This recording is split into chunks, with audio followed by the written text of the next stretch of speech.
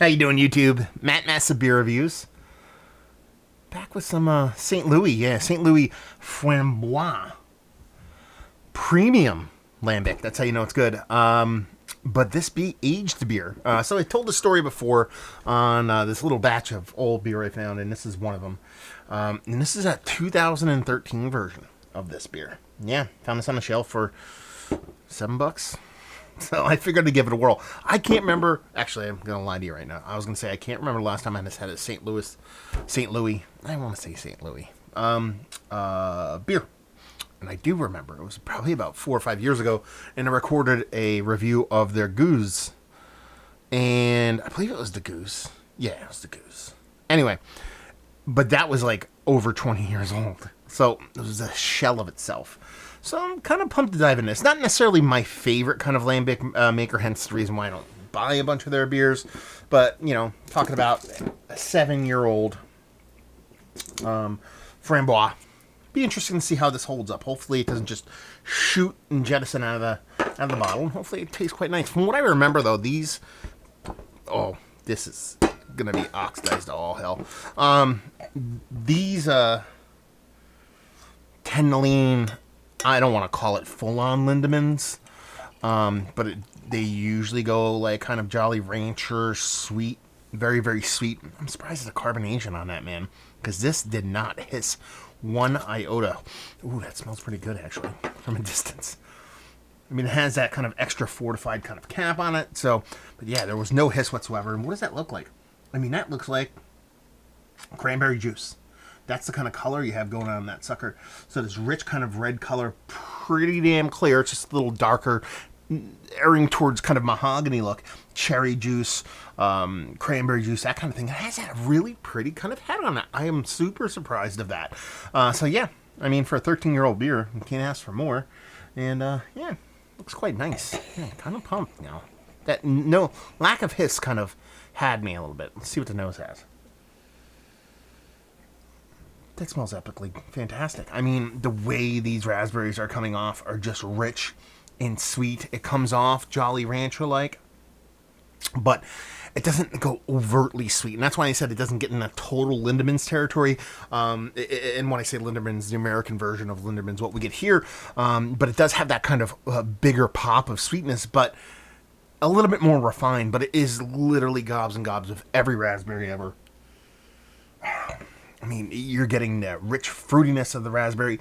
You're getting almost like a skinny tannicness. You're getting even a little bit of spiciness from like a seedy kind of thing going on. You know, when you're eating on a raspberry and you get one with a little bit bigger seed and you crunch on it, you get that little bit of bittering component. That's kind of what you're getting here in a very, very, very, very pretty smelling beer. I gotta dive in. Cheers.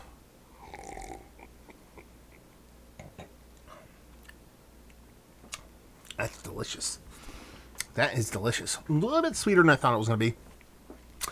The sweetness is reminiscent of what I remember these beers being, but with the age and that cap not hissing, I assumed it was going to be a little bit more oxidized. It's actually not that oxidized at all. And it just has this really nice... Where do I put it? So it's sweeter than like a Cantillon or a Framboise or something along those lines, but it doesn't get to that super sweet level of, let's say, why am I forgetting who they are? Nuclearis kind of red. That kind of sweetness, it's somewhere below that, between those two. So it has a nice sweetness, sweeter than what I expected, but a nice sweetness to it. It actually has a really soft mouthfeel. You get this little pop of like tartness halfway through. It kind of lets you kind of lean into that little bit of words are hard right now, apparently. Yeah, and I forgot totally lost my train of thought and what I was going to say there. Like that kind of bittering portion of the show, that seedy portion I was talking about. And it has this lingering fruitiness in the back of my tongue, kind of like a Fun Dip. You remember the old Fun Dips, the thing you stick in the thing, you lick it? And then after you're done eating it, you don't necessarily taste the candied kind of powder anymore, but it kind of lingers in the back of your tongue. That's the kind of the way the sweetness on this beer kind of comes off. I think this is fantastic. For $7, this is aged beautifully. A total 180 based off of how that cap kind of came off.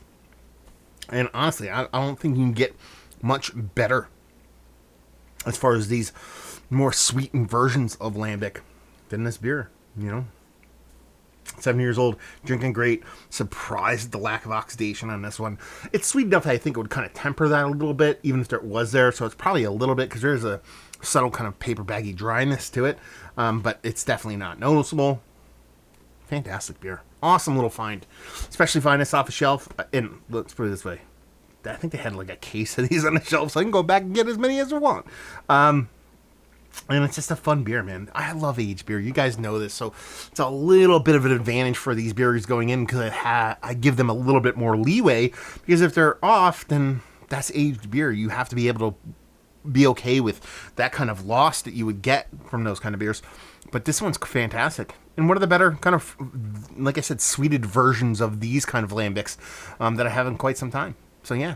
Is it Mount Rushmore status lambic? No, but it's tasty AF. Value and availability, like I said, I picked this up off a shelf. Your miles are going to vary on that kind of thing. Aged beer is just a crapshoot. But like I said, I know where to get some more, so that's kind of fun. And leave you with, if you like what we like this beer. If you like those sweetened lambics, like I said, but you don't want like that Lindemans level sweetness, or even that kind of New Glarus Red kind of sweetness, but you dig that level, then this is going to do you, especially with that little bit of age on it. I should have picked up a freshie and did a side-by-side. I'm kind of pissed off, because I picked up 3 beers, and 2 of them I picked up, I can get a pair newer ones of those beers. I'm kind of bummed that I didn't do that, but such is life. So yeah, there you go. A little review in the books. Hopefully you guys enjoyed it. Down there if you want to talk about it. Massive Beers if you want to check me out doing the social media stuff. Beer Massive. Want to check me out doing the whole podcasting thing, and hopefully you guys enjoyed the review. Hopefully enjoying a little bit of lambic right now. Hope we'll see you next time. Cheers.